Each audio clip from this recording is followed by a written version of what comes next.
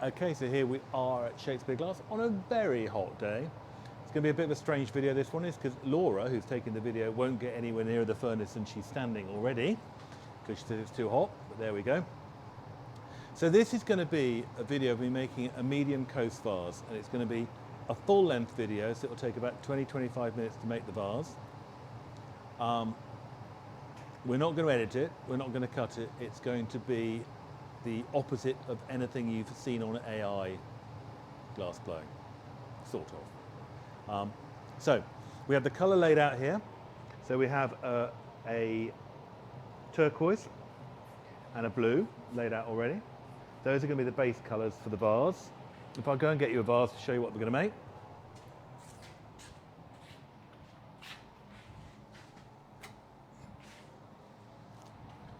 This is what we're going to make. So over here we have the top colour and the bottom colour. Then over here on the other marver we have lines of 4 different powdered colours, which will give us these lines in the middle. And these pieces are eventually sandblasted. So this one hasn't been finished yet. The bottom's not been ground, it's not been sandblasted. So it will go that way up. But I'm going to put it that way up, or else it'll fall over. So,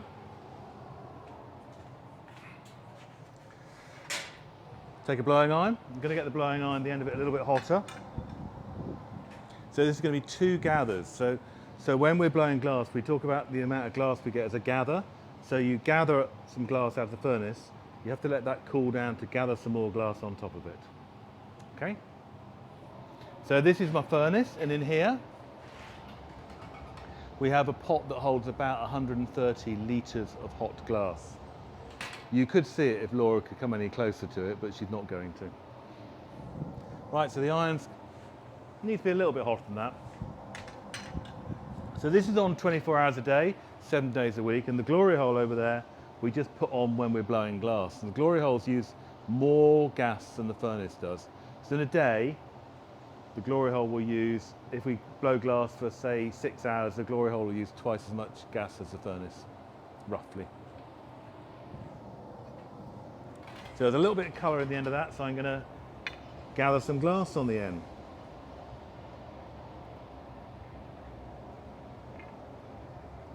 So we're using a soda glass here that comes from Czechoslovakia.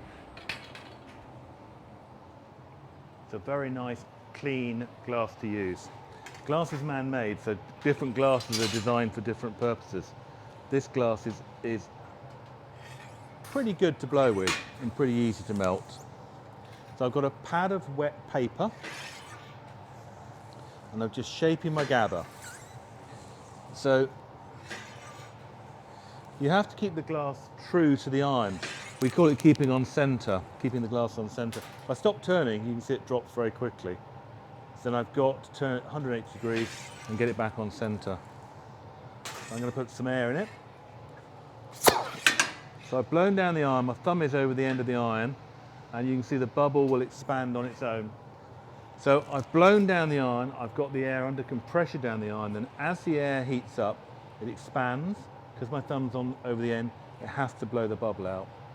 It saves a lot of huffing and puffing. It's like when you start blowing a balloon, that's the most difficult bit, same as glass blowing. So I've got to keep this moving all the time. If I don't move it, even though this is now cooling down quite a lot, you can see it's dropping off centre. So now if I turn it, you can see it's off centre. So I've just got to stop and get it back to being in the middle again. Now, this is all to do with experience. It's how hot the glass is. I can tell from the colour, how quickly it moves, all different things. How thick the glass is from the bubble to the outside of the glass will all depend on how long I take before I gather some more glass on it. But I think we're all right now.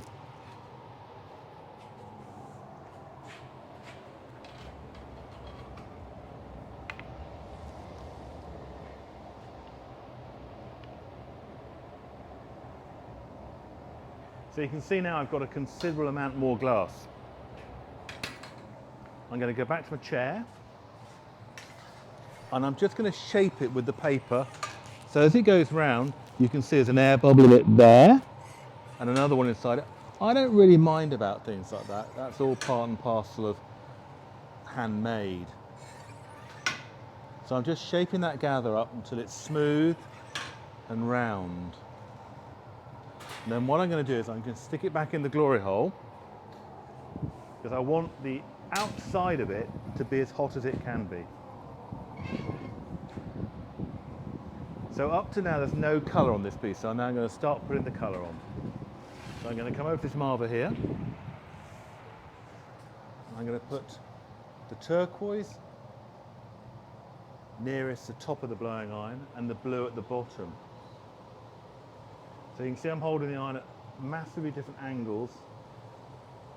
So I just get the blue on the bottom and the turquoise at the top. I don't mind them overlapping, I like them overlapping.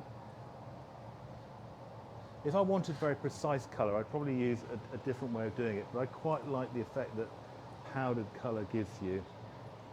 To me, it emphasises the fact it's handmade. It's not completely perfect. And this design comes from the Scilly Isles, looking out at the sea and the islands and the sky, and they're not exactly perfect when you look at them. They're not block colours. So I'm getting this a good coating of both these colours on this bit of glass.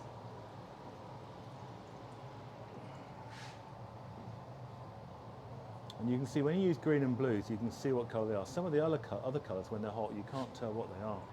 But blue and turquoise are pretty good. So now I've got those on there. I'm going to heat this up to fuse them in.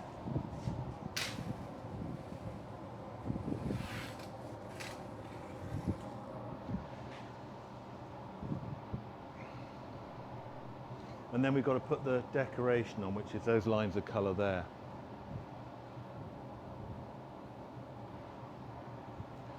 So one of the situations with everything that you make by hand is it does take a long time. There's an awful lot of boring stuff, so sorry about that, just fast forward through the boring stuff, we'll get the interesting stuff. But this is how long it actually takes. So what we're trying to do here is show the whole process unedited. So you can see that's now gone shiny, and I've now got to roll it through these colours. And you can see them going round, and I'm going to carry on because I quite like that random effect there. And what I'm going to do now is I'm going to knock this piece off centre. Now, so you can see I've now got a triangular shape. Now, I know that if I keep it round when I've got those colours on, the lines going around it will be fairly even, whereas if I knock it off centre, I'll get a wave. So if you look at the piece there, you can see there's a wave in the colours. They go up and down, and you create that by what I've just done. So now to get it back on centre, I've got to put it on centre from the bottom up, which is alien thinking. And if I do it the other way around, it will just put the whole thing back on centre, and we won't get any waves in the colour. So you can see the bottom of it's getting rounder, but the top now still isn't.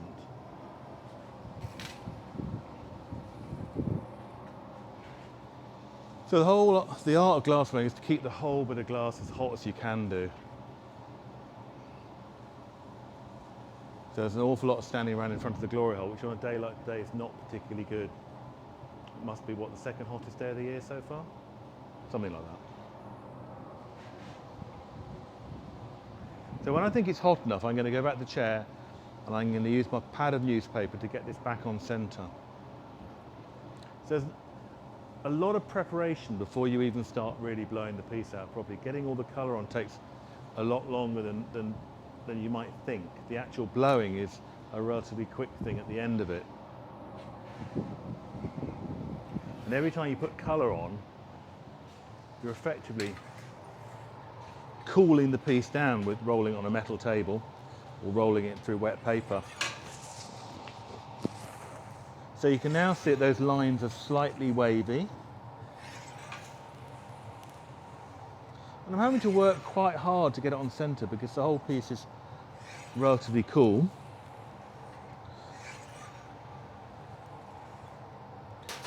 So we've now got wavy lines. I'm now going to heat it up again. And once that's hot, I'll start blowing the piece out.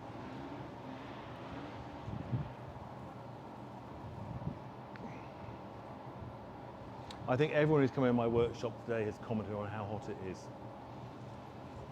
and how they're not surprised I'm not blowing glass, but now I am. Just foolish, really. There we go. So, as I'm standing here in front of the glory hole, every now and again I'll stop turning it just momentarily to see how quickly the glass moves. And I want to turn it in opposite direction so I don't get too much swirl on it. So you can see how much hotter that is now. You've got that nice orange glow to it. I'm having to work a little bit hard to keep it on centre. So I'm just going to make sure it's absolutely on centre before I put some more air in. So now I'm looking to see where the air is coming in, so I can see it's getting a little bit bigger.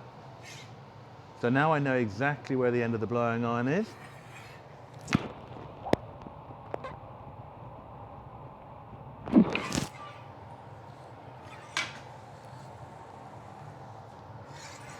So I tend to favour a metal armed glass blowing chair. Lots of glass blowers like these bits to be wood, but you can see over the years how I've worn a divot in it where the blowing irons go,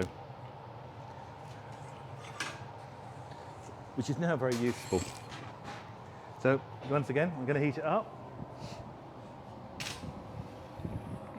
So what I've now got to do is I've got to blow it out a bit more, and I've got to put a line around the top of it to get it off the blowing iron at a later point. So it's called a necking in line. So I'm making a vase, so I'm going to stretch it a little bit before I cut it in.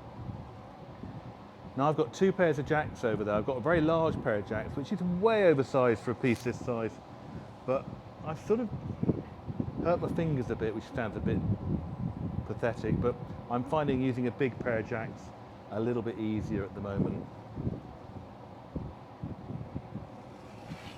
So I'm holding the glass down. So it's stretching out a little bit. And I'm now going to put a line around my bit of glass. So now I'm squeezing it a little bit more until I've got a cut-in line. And then I can blow.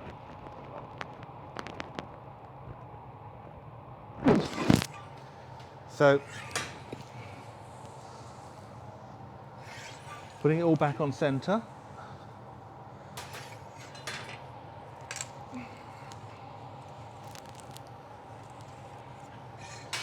So if you look at it going around, you can see a bubble in the colour there as it goes round. Everything that you make by hand has got a flaw in it.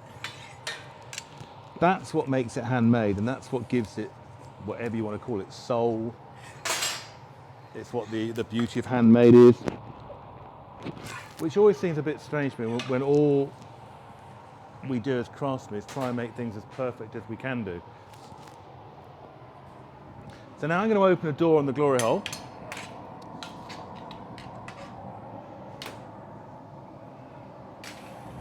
And I'm going to heat that halfway in. So to make a vase, I'm going to stretch it by swinging it and hanging it down. So I don't want to hang it right the way down from the neck. I want the shoulder to still be quite wide. So I'm heating it halfway in.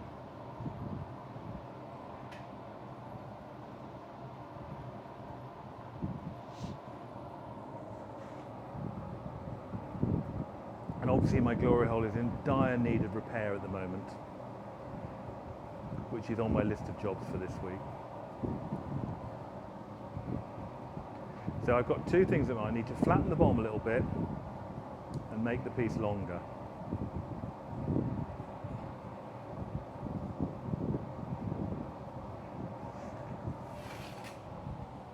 So I'm going to swing it. So you can see it get a bit longer there.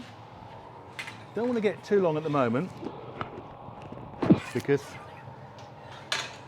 the bottom bit's got a bit of a point on and I just want to flatten that off. So that's just a metal paddle. So now I can heat it up again and start thinking about the final shape I want. So when we started doing this, we were thinking it would be really nice that there was a link to looking at this actual piece finished.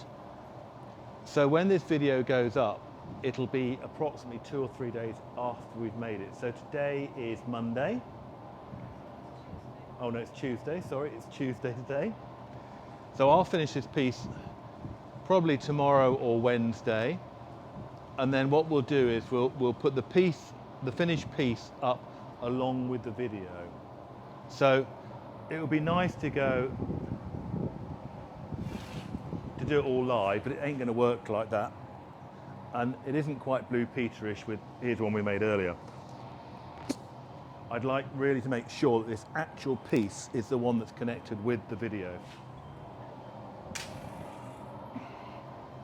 So you can see it's all getting a little bit longer. And I'm doing it quite slowly, just so I don't go too badly wrong. So you can see as it goes round now, you can see it's slightly off center in one place, which is fairly normal. All the colours have a different coefficient of expansion. So when you put the trail on the middle of it, when you roll it over there, you get a slightly different feel to that little bit of glass in the middle.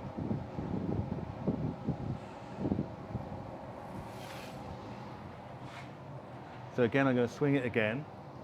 So now you can see it's really starting to move there. I'm going to put some air in it.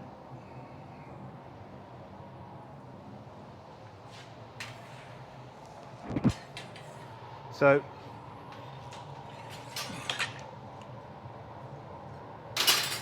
this effectively, the blowing is almost finished now. So now what I've got to do is I've got to take this piece off the blowing iron and put it on a punty iron. So I have a little gizmo over there. So I'm just going to put a chalk mark around the bottom of it so I can see where the middle is. Then I've got a little gizmo over here, taking a wet file. So I'm going to file around the top of it. Hopefully it doesn't drop off now.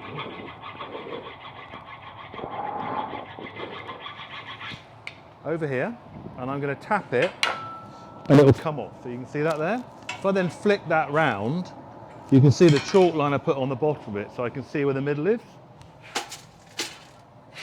Take another iron which is solid.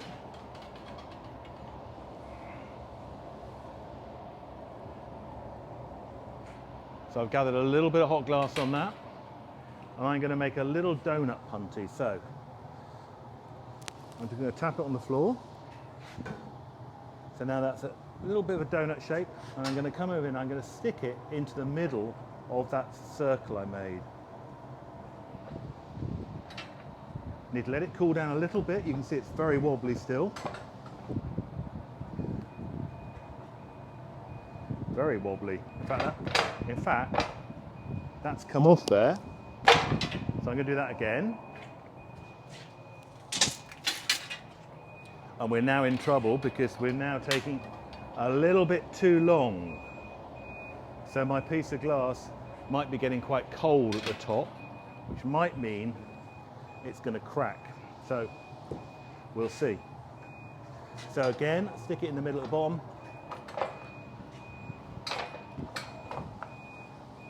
I'm pushing quite hard to get it stuck on. It's not going to stay.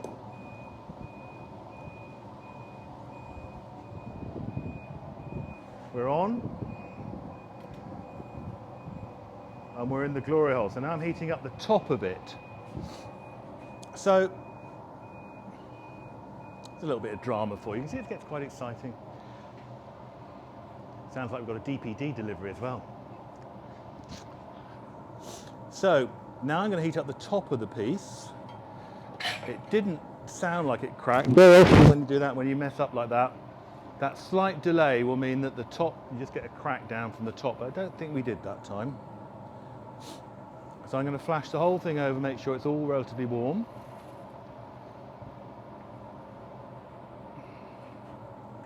So I can just see the hole at the top of the piece through the colours. It's quite difficult to see. So I'm having to judge on the shoulder coming out, the hole getting hot, all sorts of different things.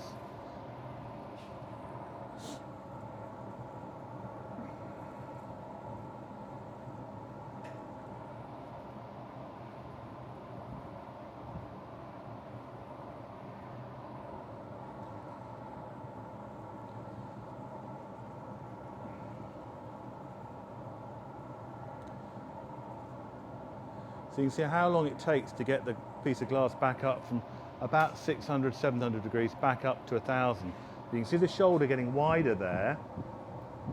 So you can just see it starting to come out there. I'm going to go back to the chair so you can see there's a little bit of orange glow in the top. So I'm just going to take my paper and just put that bit in, take the smaller jacks and just pull the top out a little bit and just run them around the top to make it a bit flatter. So back in the glory hole.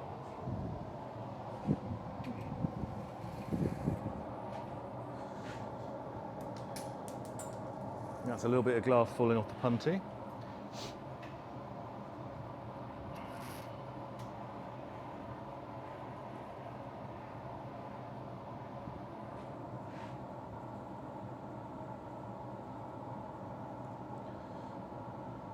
So I reckon on a normal day, I'd make, I don't know, 10 of these, 12 of these.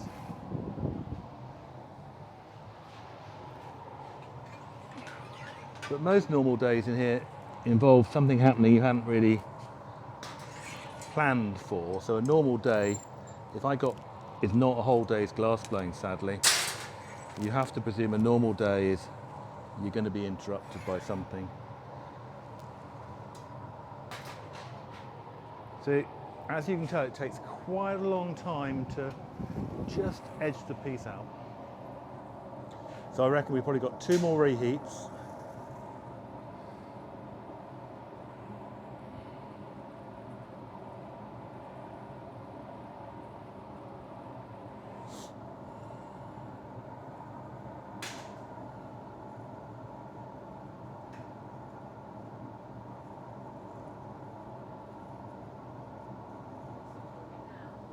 Sorry? I'm concentrating, that's why I stopped talking. Getting to the end of the piece. So you can see that shoulder's coming out again. So I'm going to come out there, I'm holding the piece down a bit. I want this to be quite a straight vase, so again I'm just papering that back in. Visually, when you're making this, it's quite difficult to see the straight line because of the colours going round. So I reckon we've got 1 more reheat and we should be there with that. So I'm going to take out a pair of jacks that have just got some wood on the end of them, which is just a bit kinder to the rim. So back in here for the last time, I'm going to flash the whole thing over.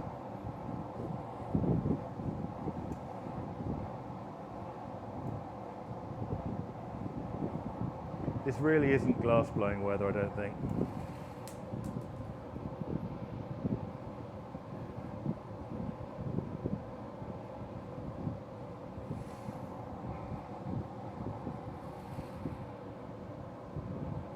So I'm just making sure the whole piece is warm and you can just see the rim coming out there. So now just back to the chair. And I'm just going to paper that rim in. Now everything I make, you have to be really critical at it and think how you can make it better. So for me, there's a slight indentation there which I can't get out because of the colour, which is annoying. But overall, I'm reasonably happy with that.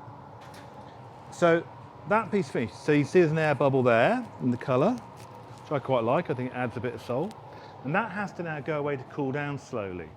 So I have to knock it off this iron and put it in the kiln, which is why we have to do this thing with the video only being out 3 days later. So I'm going to knock it off there, so it comes off there. This iron goes in a bin of dirty glass there. I've got a couple of gloves here.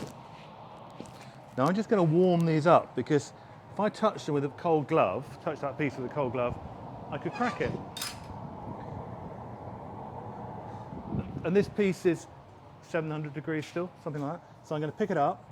I've got a little kiln over here and that will just be popped in there till tomorrow.